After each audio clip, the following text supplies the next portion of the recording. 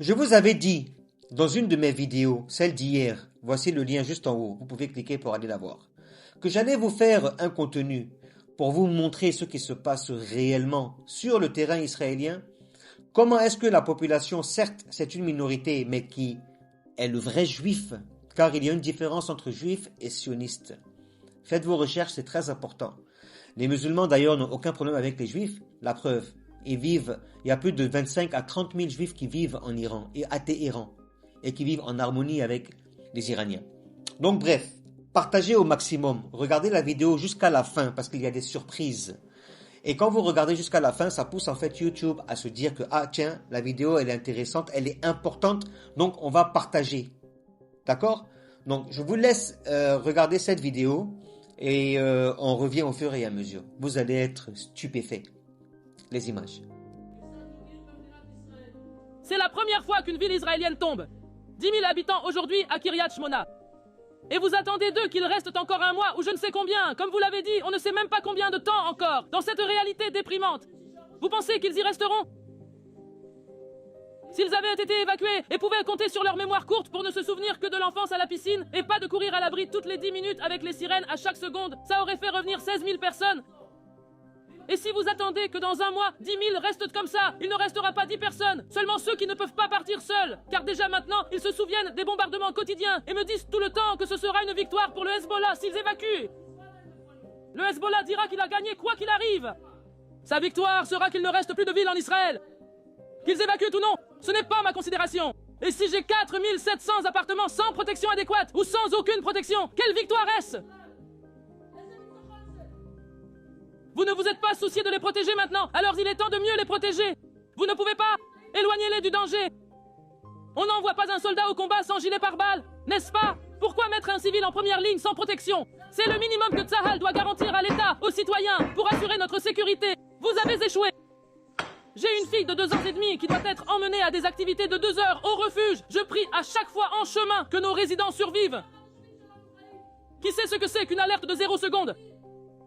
Avec des enfants à la maison, avec des handicapés, avec des adultes, avec des personnes âgées. Comment espérez-vous que le garçon de la semaine dernière dont vous avez écrit qu'il habite au 3e étage à 80 ans arrive au refuge en 10 secondes? Comment s'attendait-il à ce que le pauvre chauffeur de bus arrête le bus, fasse descendre les passagers et arrive à l'abri? J'ai été blessé à la tête lors des dernières attaques et je dois dire merci. Nous nous en sommes sortis à bon compte. Si ce bus avait été plein de gens, j'aurais eu Eran sans aucune intervention médicale, même pour soigner cet Eran. Sans évacuation de siège, sans vous. Vous dites que vous êtes normaux. Qu'est-ce que nous sommes? Quel genre de citoyens sommes-nous? Dois-je aller demander au Hezbollah ce cessez-le-feu pour pouvoir sortir la climatisation? Dois-je parler au Hezbollah plutôt qu'à mon propre État? Et au sommet de leur audace, ils marchent encore dans les canaux parce qu'ils ont inscrit vengeance à l'arc. Je ne sais pas vraiment comment. Voici tous les ministères du Trésor. Quel argent m'est parvenu? Quel argent m'est parvenu? Vous savez exactement, monsieur le ministre des Finances. Vous savez, et vous savez tous, il y a des décisions, il n'y a pas d'argent. 25% des résidents de Reva. Une personne sur 4 est un pilier du bien-être. Vous comprenez ça? C'est la population actuelle de la ville. 28% des élèves de la première à la 8e ne savent ni lire ni écrire. Maintenant, une centaine de cadres supplémentaires vont ouvrir dans tout le pays. Et dans le Nord, on battra des records. Vous dites, pourquoi inscrivez-vous vos enfants comme ça? La taxe foncière, le voilà assis ici, et il s'occupe de toutes ses affaires. Ça fait 2 ans que je vis avec des nids de poules sur la route. Je ne peux pas les réparer. Pourquoi? À Haïfa, j'ai été touché à 20h, et à 10h du matin, une nouvelle requête était déjà arrivée. Je dois encore me battre avec lui pour des avances, et ils ne sont pas prêts à me libérer si je ne signe pas un accord oppressif qui me fait perdre je ne sais combien. C'est oppressant, 2 ans après, de me dire signe ou tu n'auras rien. Et de laisser mes résidents rouler sur des routes détruites et de leur dire que ça ira mieux après la guerre, à l'université. J'ai 400 nids de poules suite à 400 impacts directs dans la ville. 2 ans après, je m'en occupe et tu veux leur dire que tout ira bien? Et tu veux leur parler de résilience? La résilience a aussi ses limites. C'est écrit explicitement dans l'ordonnance sur la taxe foncière de rembourser. Réparer les dégâts, c'est rétablir l'état d'avant les dégâts, sinon quelque chose de similaire ou différent. Personne ne rétablit l'état d'avant, ni similaire ni différent. Il n'y a aucune différenciation, même quand je vois les objectifs du forum. Avec un impôt sur les sociétés de 4% sur chaque ligne. Pourquoi en sont-ils arrivés là? J'ai déjà fait ces petites choses. C'est arrêté à Yokneam, c'est arrêté à Naharia. Il y a un train, 40 minutes, à Tel Aviv. Ce n'est pas Kiryat Shmona. Au mieux, ça prend 3 heures. C'est pourquoi je vous dis, soyez respectueux la prochaine fois que vous venez me voir. Évacuation, les pauses, les plaintes. Comme si quoi, je m'étais en danger. Je dois supplier pendant des jours et des jours pour sortir un vieillard de 80 ans qui ne peut pas sortir tout seul. Qu'est-ce que c'est que cette histoire d'intellect? C'est le père et la mère de chacun d'entre vous. Ce sont des gens qui ont fondé et construit ce pays. C'est ce même Saleh Shabtai à qui j'ai raconté que Kiryat Shmona est proche de Jérusalem, qu'ils sont montés en Israël, descendus de l'avion, ont ouvert la bouche, on leur a dit « Methoula ». C'est ainsi que mon grand-père est arrivé à Methoula. Depuis, ils se sont accrochés à la terre et ont payé un lourd tribut. En 74, à Kiryat Shmona par les terroristes. En 69, lors de la première. On m'a dit que les enfants ne sont plus dans les abris. Mon enfance à moi était dans les abris. Voici mon enfance dans l'abri. Ça n'intéresse aucun d'entre vous. Parfois, je me lève chaque matin et j'ai l'impression que l'État d'Israël se bat contre moi, pas contre le Hezbollah ni contre l'Iran. Et si bientôt le directeur général du ministère de la Santé s'assoit chez moi après que j'ai couru à pied et aidé là où il a échoué et amené le 7e hôpital au monde prêt à venir me voir. Il m'a dit non, il est trop grand, on ne lui donnera pas de permis. J'y suis allé, j'ai amené Ichilov. Il m'a dit non. Il a publié une annonce commune disant que nous avons amené Ram ensemble le 24/7. Il l'a publiée tout seul. Elle n'est pas commune. Je n'ai pas de réponse 24/7. Il refuse et en même temps me donne une réponse médicale. L'argent, tu ne me le donnes pas pour la mener de la décision du gouvernement. Et il me dit encore à ma façon, ou rien, parce que Rashmona n'a pas de justification. Vous êtes 70 000 personnes. Elle n'a pas besoin de centre médical. Continuons comme ça. Il n'y en avait même pas 70. Mais tu cries pourquoi? Vous êtes la plus grande puissance militaire au monde après les États-Unis. Pourquoi tu pleures? Pourquoi tu cries? Tu te plains d'avoir vécu dans des bunkers, à l'abri, pendant que, juste à côté de là où tu vis, il y a un peuple qui se fait tous les jours que Dieu fait, depuis 1945. Ça ne vous dit rien. Vous avez le droit de réclamer, vouloir vivre en paix, en sécurité, mais les autres non. Vous êtes des gens très spéciaux. Ouais.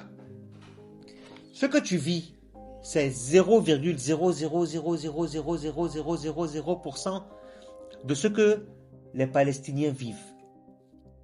Ce que tu vis, c'est 0,0000000% que ce que le Libanais vit. Et tu vas venir aujourd'hui à la télé et jouer le clown. Vous n'avez rien vu, ce n'est que le début. Personne ne vous a forcé de le voter. C'est vous qui aviez voulu, vous allez assumer les conséquences. Et arrêtez de vous plaindre. Vous êtes beaucoup mieux que les autres. Vous combattez avec le H, le Hezbollah au Liban. Vous n'êtes même pas capable d'avancer ne serait-ce que 1 mètre en avant. Et vous prétendez être la plus grande puissance. Laissez vos avions, laissez tout. Vous-même, allez au front. On va voir si vous êtes les combattants les plus forts au monde. Vous nous parlez de les militaires les plus moraux. Vous n'avez aucune morale. Regardez ce qu'ils disent à la télé. Et ça, bien sûr, vous n'allez jamais l'entendre. Écoutez. Au mieux, c'était un ramassis de vœux pieux et de demi-vérités. Il dit que l'Iran est plus faible, qu'on les a fait reculer. L'Iran sort renforcé de cette guerre, nouvelle puissance régionale. Il dit que son amitié avec Trump a changé le Moyen-Orient. Oui, au détriment d'Israël. L'Iran impose aujourd'hui sa force à l'Arabie, aux Émirats, au Qatar, au Koweït. Tous doivent payer pour exporter leur pétrole. L'Iran, maître du Golfe Persique, ne l'était pas le 27 février. Alors venir dire qu'on a fait reculer l'Iran, non, on l'a renforcé. Son régime est plus fort qu'au 27 février. Solide. Et avec l'argent du cessez-le-feu, il réparera tous les dégâts qu'on a causés. Mais écoute, il y a 10 mois, il disait avoir éliminé la menace iranienne pour des générations. Espérons que ces générations prendront un peu plus que quelques mois. Juste pour rappel, l'Iran a toujours été la plus grande force du Moyen-Orient. Que ce soit au niveau du Golfe Persique ou ailleurs, ils ont toujours été les plus forts. Mais c'est parce qu'ils ne voulaient pas le montrer. Ils n'avaient rien à gagner en fait à faire des guerres. Vous leur avez imposé cette guerre de force. Vous allez que faire qu'assumer les conséquences de vos actes. Avant le 27 mars, il n'y avait pas une histoire de payage. Ça changeait à cause de vous. à cause de vos arguments qui ne tiennent pas. Parce que même les services de renseignement américains vous ont dit, il n'y a aucune crainte, mais vous n'avez pas voulu écouter. Vous avez préféré suivre votre orgueil, votre envie de vouloir dominer, prendre tout le monde dans votre poche. Mais c'est pas comme ça que ça se passe dans la vie. C'est pas comme ça. Bref, je vais maintenant vous montrer ce qui se passe à l'intérieur de Tel Aviv. Et vous allez me dire ce que vous en pensez après cette partie de vidéo. Regardez-la.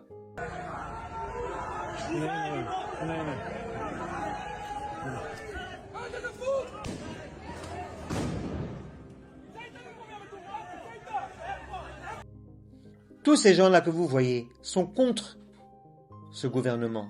Eux tous. Mais est-ce que vous les voyez à la télé? Non, parce que ça ne les arrange pas que vous voyez ce qui se passe sur le terrain. Ils les censurent eux tous, sans exception. Maintenant, regardez ce qui s'est passé aussi récemment.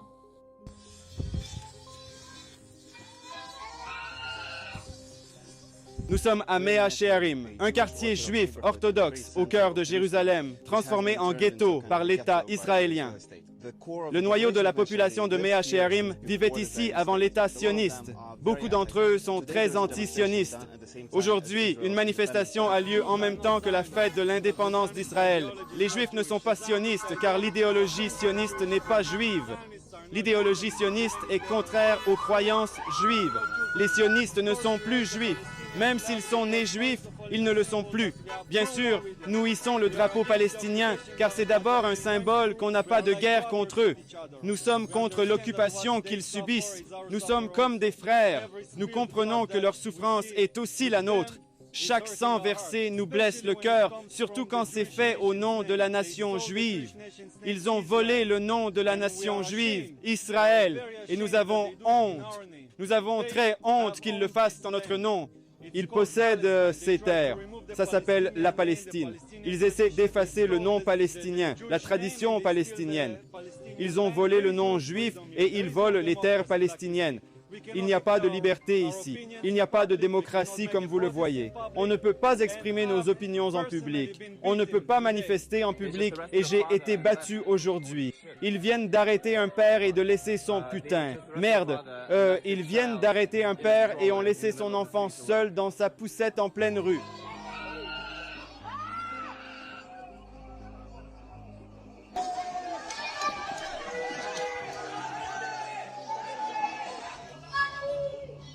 On veut que les Palestiniens récupèrent leurs terres parce qu'on n'est pas des voleurs.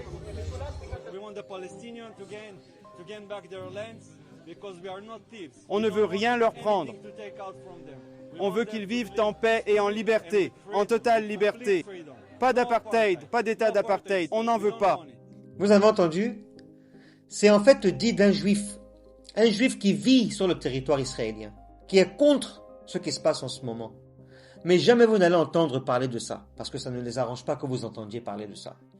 En fait, ils ont utilisé, si vous voulez, la religion, c'est même pas si vous voulez, ils ont utilisé la religion juive pour former et mettre en place ce territoire sioniste, qui n'est en réalité un territoire que palestinien. Tout simplement, c'est ça la vérité. Mais ce n'est pas tout. J'ai beaucoup de surprises pour vous, je vous l'avais dit depuis le début de la vidéo. Regardez ce qui se passe il y a quelques jours. Ok? On va commencer avec celle-là.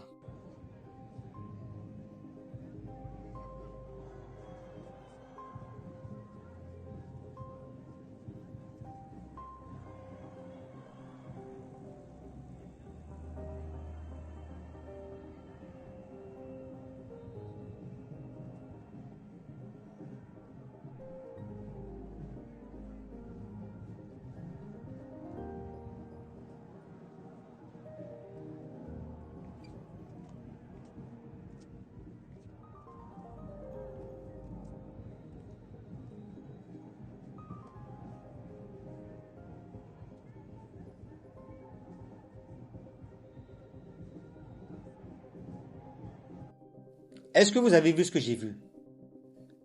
Les gens sont en train de protester. Ils ne sont pas d'accord avec ce qui se passe. Ça, ce sont les vrais juifs. Il faut faire une différence. Parce qu'on dit que oui, ils ont des problèmes avec... Non. On n'a absolument aucun problème avec les juifs, peu importe de quelle religion tu es. Le problème que nous avons, c'est avec les sionistes. Il faut mettre les choses au clair. Les juifs ne nous ont rien fait.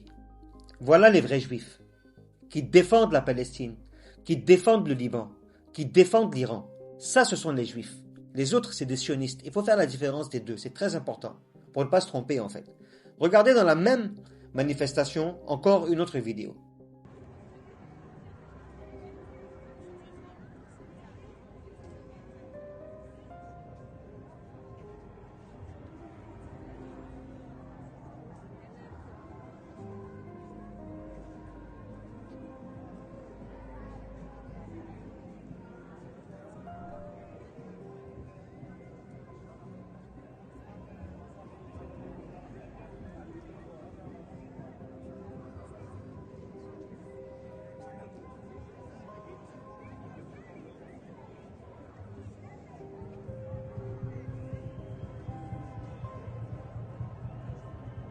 Vous avez vu les enfants sur les images qu'ils ont mis dans leur encadrement?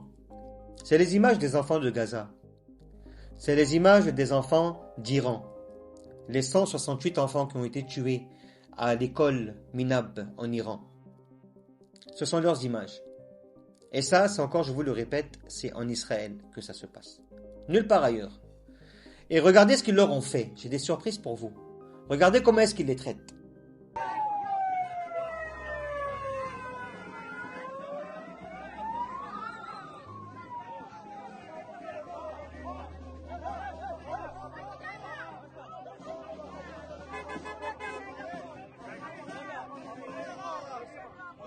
Vous avez vu comment est-ce qu'ils les traitent? À ceux qui sont en train de protester, tout ça, ils vous montreront jamais. Ça ne les arrange pas que vous voyez les vérités et les réalités en face. Le meilleur moyen de manipuler l'opinion publique, c'est de cacher les faits. Et c'est ce qui se passe. Et nous, qui sommes indépendants, qui ne sont pas payés ou qui ne suivons pas des infos quelconques, qui faisons nos propres recherches, faisons l'effort de vous montrer ce qui se passe. Et nous, ce qu'on vous demande en échange, c'est de partager la vidéo, de regarder la vidéo jusqu'à la fin, afin de dire à YouTube que cette vidéo, elle est importante. Partage-la encore plus aux abonnés. Plus vous regardez la vidéo, plus ça propose aux autres. Voilà l'histoire de YouTube. Et donc, il faut que vous arrêtiez de pleurer en Israël, parce que vous allez que récolter ce que vous avez semé. Celui qui sème le vent récolte la tempête. Ce sont deux proverbes qui vous vont à merveille. Et si vous êtes d'accord avec moi, merci de me le mettre en commentaire. Ça m'intéresse de savoir ce que vous pensez par rapport à toute cette situation. Et sachez, vous allez beau faire du mal aux innocents. Le jour viendra, et j'espère et je sais pertinemment que c'est pas loin, où vous allez comprendre que si vous jouez avec la force, il y a plus fort que vous. Si vous voulez montrer que vous êtes fou, il y a plus fou que vous. Et ceux qui sont innocents et leurs gouvernements qui savent qu'ils ont le pouvoir vont vous montrer que vous n'êtes pas fort. Il y a plus fort que vous. Et vous allez le réaliser.